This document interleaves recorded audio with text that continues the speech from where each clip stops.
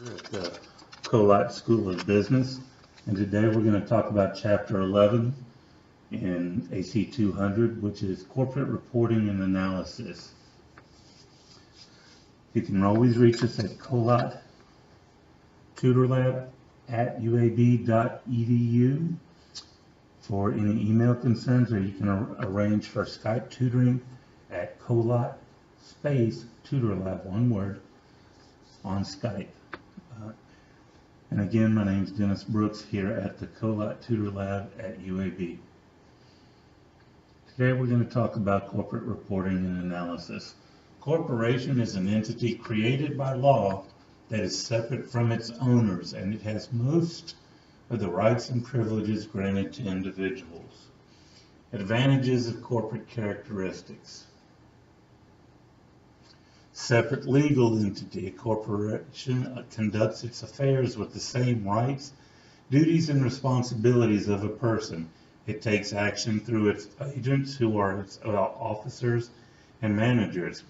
One of the things that means is that if the corporation goes out of business, the stockholders are not liable for any of the expenses that the company may have incurred during its time of operation, which is what we're going to cover next under limited liability of shareholders. Stockholders are liable for neither corporate acts nor corporate debt. Transferable ownership rights. The transfer of stock from one investor to another investor has no effect on the corporation unless it leads to a change in the makeup of its board of directors. Continuous life. A corporation's life continues indefinitely because it is not tied to the individual lives of its auditors, investors, or other members. The only exceptions to this are: A, management has so egregiously misbehaved on the part of the corporation that the corporation receives the death penalty, or B, it has so much debt that it cannot continue as a going concern. If you remember from the beginning of our textbooks, one of the principles of accounting is going concern. And by the death penalty, as an example, we can use Enron or Arthur Andersen, the auditors of Enron. Enron had so egregiously falsified its financial statements that the SEC dissolved it as a corporation, which means it gave it the death penalty. Lack of mutual agency for stockholders. A corporation acts through its agents, who are its officers and managers. Stockholders do not act on the behalf of the corporation, and this is one of the ways that the stockholders are protected from liability. Now, stockholders can, if they get enough control of the common share voting stock, they can lobby for changes in the board of directors, which would hopefully then cause the board of directors to use the information that the stockholders were more favorably wanted to. Ease of capital accumulation.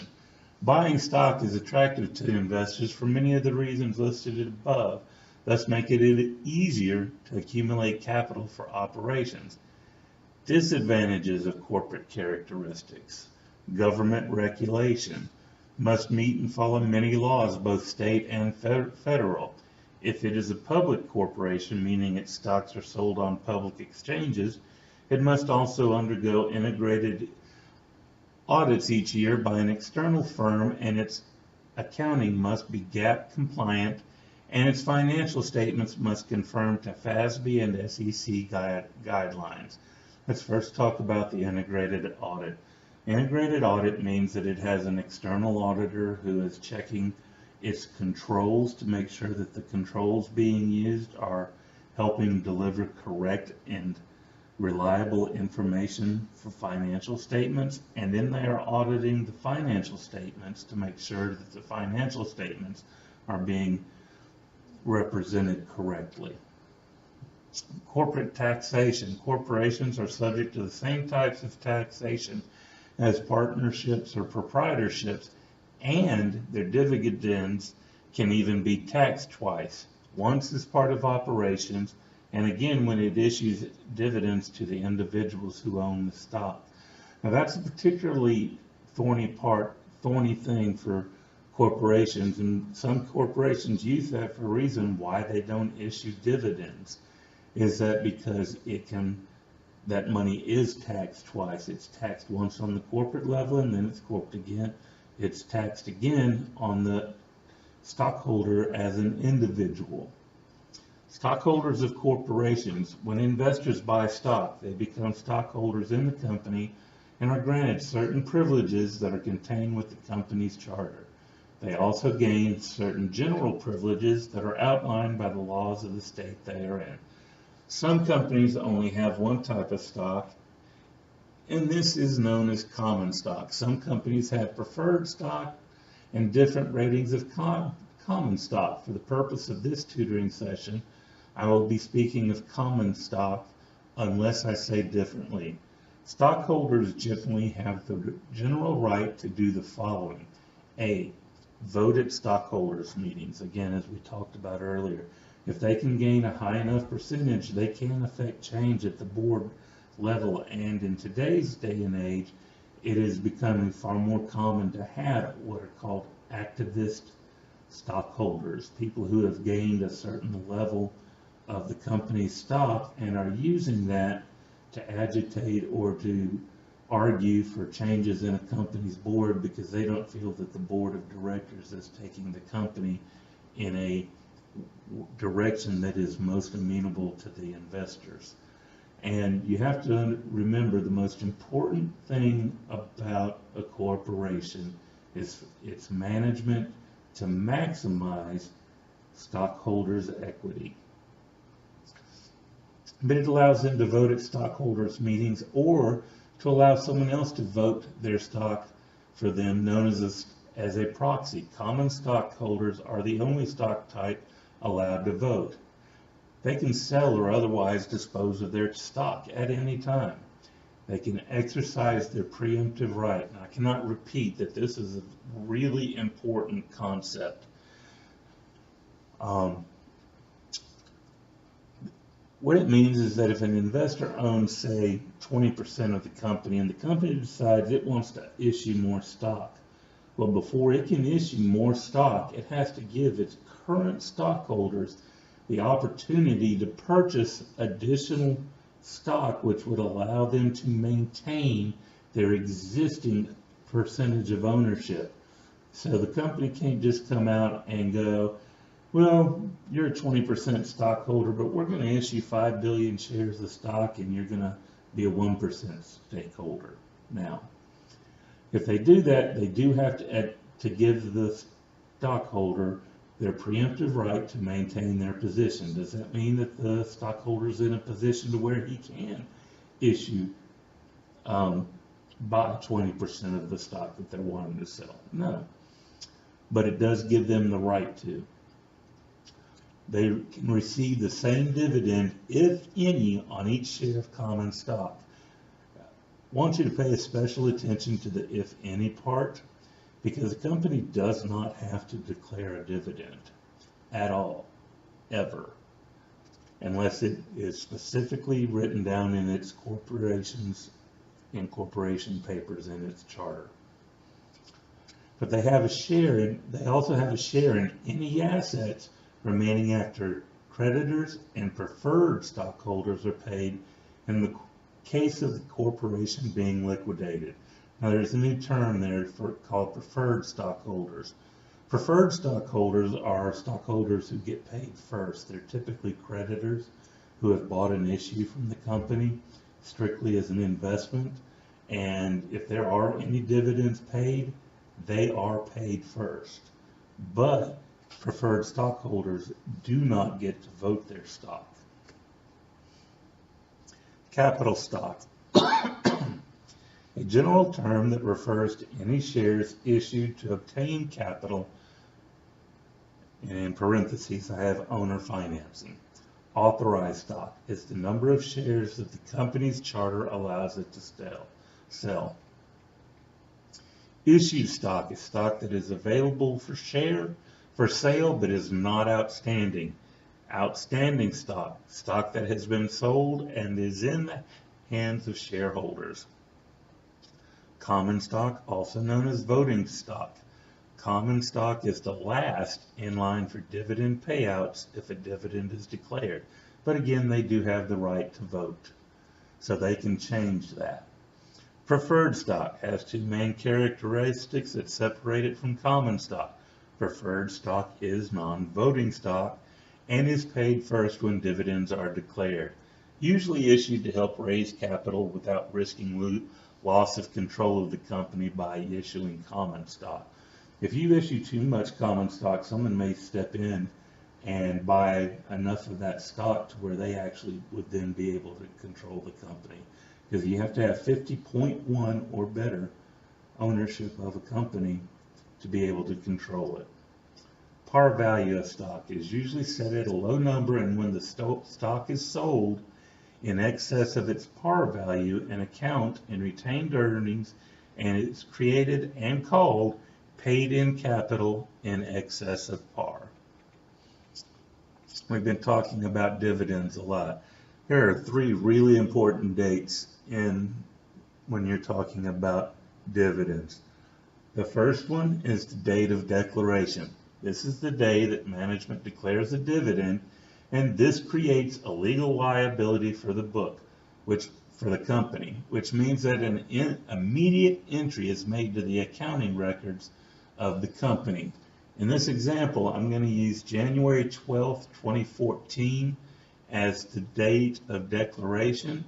February 1st, 2014 is the date of record, and March 1st, 2014 as the date of payment. So, date of declaration is the date that it creates the legal liability for the company to pay a dividend. And as we remember, under expenses and revenues, we incur them and we recognize them when they are incurred. So on the date of declaration, the liability has been recognized by the corporation. So I'm going to use this as an example. Retained earnings minus $25,000 as a debit, and creating a new payable account called dividends payable. Date of record is the future date that the board of directors sets for the purpose of identifying the owners of record for that stock, and is usually set at least 2 weeks after the date of declaration. Whoever owns the stock on the date of record is who receives the dividend. No journal entry is needed. Date of payment, the date that the dividend is paid to the owners of the stock on the date of record. This creates another immediate entry in the accounting records. Now, the date of record, you could not have owned this stock, say, on February or January 30th and bought it January 31st, but you would be the owner of record on February 1st. So you would receive the dividend. So as we showed here, I showed where date of declaration, the immediate liability was recognized by the company. Dividends always acts as a debit against retained earnings. So that's why we have a $25,000 debit here against retained earnings. And we have a credit to dividends payable for $25,000. On 2/1/2014, the date of record, no entry is needed. And then on 3/1/14, the date of payment, dividend payable is cleared out by issuing a debit against that, and then we credit cash for $25,000, which means that we paid out $25,000 in cash to our stockholders. Stock dividend is declared by corporation's board of directors and is a distribution of additional shares of the corporation's own stock to its stockholders without the receipt of any payment in any form.